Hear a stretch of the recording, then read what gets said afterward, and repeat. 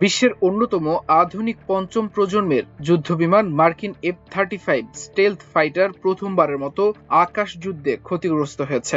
গত বৃহস্পতিবার ইরানের আকাশে একটি অভিযানের সময় ইরানি ক্ষেপণাস্ত্রে যুদ্ধবিমানটি ক্ষতিগ্রস্ত হয়। পরে সেটি মধ্যপ্রাচ্যের মার্কিন ঘাঁটিতে জরুরি অবতরণ করে বলে যুক্তরাষ্ট্রের পক্ষ থেকে জানানো হয়েছে। তবে কোন ঘাঁটিতে সেটি স্পষ্ট করা হয়নি। এ ঘটনা প্রমাণ করে রাডার ফাঁকি দিতে সক্ষম স্টেলথ প্রযুক্তির যুদ্ধবিমানও আধুনিক ইলেকট্রো অপটিক্যাল ইনফ্রারেড সেন্সর সিস্টেমের মাধ্যমে শনাক্ত করা সম্ভব।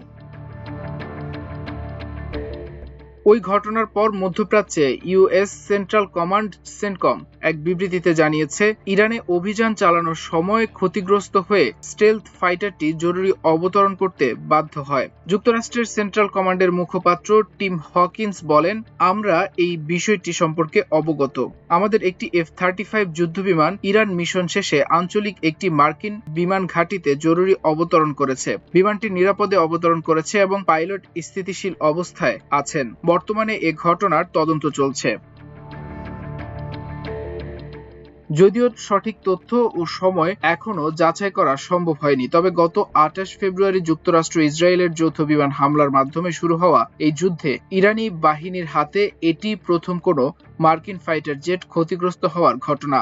ইরানের Islamic revolutionary guard corps IRGC পৃথক এক বিবৃতিতে জানায়, তারা মধ্য ইরানের আকাশে একটি মার্কিন যুদ্ধবিমানকে সফলভাবে লক্ষ্যবস্তু করেছে। চীনের সেনাবাহিনীর সাবেক কর্নেল এবং প্রখ্যাত সামরিক বিশ্লেষক Yu Gang South China Morning পোস্টকে জানিয়েছেন, তেহরানের প্রকাশিত ইনফ্রারেড ছবি দেখে মনে হচ্ছে বিমানটি সামান্য ক্ষতিগ্রস্ত হলেও এর মৌলিক কার্যকারিতা বজায় ছিল। তিনি বলেন, বিমানটিকে যদি রাশিয়ার তৈরি S-300 এর মতো শক্তিশালী আকাশ প্রতিরক্ষা ব্যবস্থা দিয়ে আঘাত করা হতো তাহলে এটি কোনোভাবেই ঘাঁটিতে ফিরতে পারত না, যেমনটি যুক্তরাষ্ট্র বলেছে। কারণ S-300 প্রতিরক্ষা ব্যবস্থা রাডার গাইডেড এবং এর ইন্টারসেপ্টর অনেক শক্তিশালী। ইউগ্যাং এর ধারণা, ইরান সম্ভবত তাদের হাতে থাকা R-27T infrared guided air to air নিক্ষেপযোগ্য ক্ষেপণাস্ত্রকে কিছুটা পরিবর্তন করে ভূমি থেকে উৎক্ষেপণযোগ্য ব্যবস্থায় রূপান্তর করেছে। এই ক্ষেপণাস্ত্রটির ব্যাস মাত্র 0.23 মিটার হলেও এর গতি শব্দের 5 গুণ, যা বর্তমান যে কোনো স্টেলথ বিমানের চেয়ে বেশি। তিনি আরো বলেন, F-35 মূলত রাডারের তড়িৎ চৌম্বকীয় তরঙ্গ ফাঁকি দিতে পারলেও ইনফ্রারেড বা তাপীয় সেন্সরের কাছে এটি দুর্বল, কারণ উড়ন্ত জেট বিমান যে তাপ উৎপন্ন করে তা IR সিস্টেম সহজেই শনাক্ত করতে পারে। অর্থাৎ ইরান তাদের R-27T infrared guided air to air নিক্ষেপযোগ্য ক্ষেপণাস্ত্র দিয়ে F-35 বিমানে আঘাত করেছে।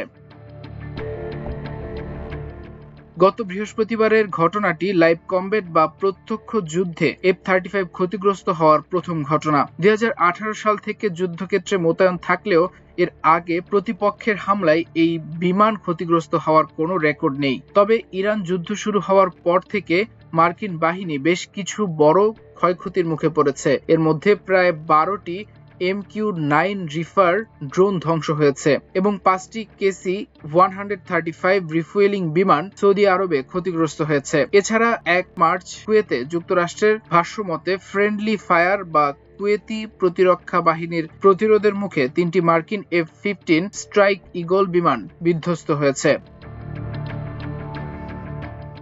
ইউগ্যাং মনে করেন, নিজেদের আকাশ নিয়ন্ত্রণ না থাকায় ইরান রকেট ইঞ্জিন চালিত ইনফ্রারেড গাইডেড ক্ষেপণাস্ত্রগুলোকে ভূমি থেকে উৎক্ষেপণযোগ্য প্রতিরক্ষা ব্যবস্থায় রূপান্তর করে মার্কিন বাহিনীকে বিপাকে ফেলছে। চীনও বর্তমানে HQ-9 এবং HQ-19 এর মতো শক্তিশালী অ্যান্টি স্টেলথ রাডার ও প্রতিরক্ষা ব্যবস্থা ব্যবহার করছে, যা F-35 এর মতো বিমানকে বিভিন্ন কোণ থেকে শনাক্ত ও ধ্বংস করতে সক্ষম। মাল্টিমিডিয়া ডেস্ক, আমার দেশ।